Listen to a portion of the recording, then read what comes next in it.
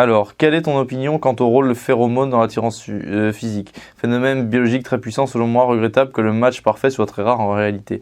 Là, tu as raison, c'est une question intéressante. Les phéromones, c'est pour moi, c'est-à-dire qu'on a beaucoup mis en avant l'idéalisme du sens de la vue, et quand on pense aux gens, et c'est aussi notamment à cause grâce des écrans, grâce aux écrans. En fait, on est dans un monde où il n'y a que des écrans, donc on voit des Instagrammeuses, par exemple, super jolies avec des traits symétriques, et on se dit, on voudrait vraiment leur faire l'amour, etc., etc. Mais en réalité, on ne sait pas tout l'aspect chimique, métapsychique, métaphysique même. Phéromones, c'est quasiment métaphysique. L'alchimie neuronale entre deux personnes, tout cet aspect un peu la face down de l'iceberg de l'attirance. Tout ça, ça va au-delà du sens de la vue. Le sens de la vue, c'est peut-être 20%. C'est très déterminant quand même.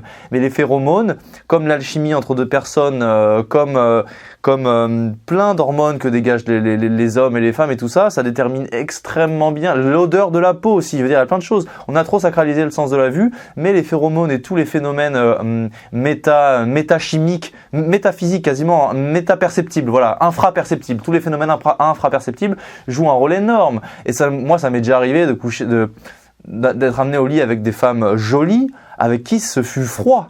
Et d'autres bien plus laides, qui n'avaient pas cette symétrie du visage, tout ce qu'on sait, les belles gueules, et avec qui j'étais génial, qui m'ont laissé des traumatismes de douceur érotique juste incommensurables.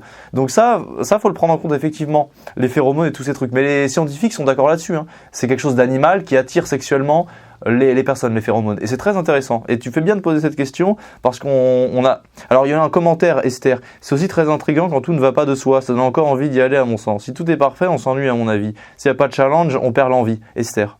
Voilà. Bon, bah, tu vois bien que les meufs, elles sont toujours dans la passion. Elles veulent toujours qu'il y ait quelque chose qui aille mal. Les femmes sont de purs êtres romantiques. Pas forcément dans le bon sens du terme. Tu vois, c'était quand tout ne va pas de soi, ça donne encore plus envie d'y aller. C'est pas ça qu'il dit Anna Vodka, il dit, ou elle, c'est peut-être une meuf d'ailleurs. Elle dit des fois, il y a vraiment, des fois ça le fait pas chimiquement au niveau des phéromones, au niveau de l'odeur de la peau, au niveau de plein de choses, infraphysique, infravisuel. Et Esther, effectivement, quand il y a une différence de caractère, ça peut être intéressant de creuser, de se connaître et tout ça. Mais quand vraiment chimiquement ça colle pas, là il n'y a pas envie d'aller plus loin. En fait, c'est rebutant au premier degré. Donc c'est ça, Esther, que t'as peut-être pas compris. Bon, après Esther, je t'aime bien. Tu commentes toutes mes vidéos. En plus, ma sœur s'appelle Esther.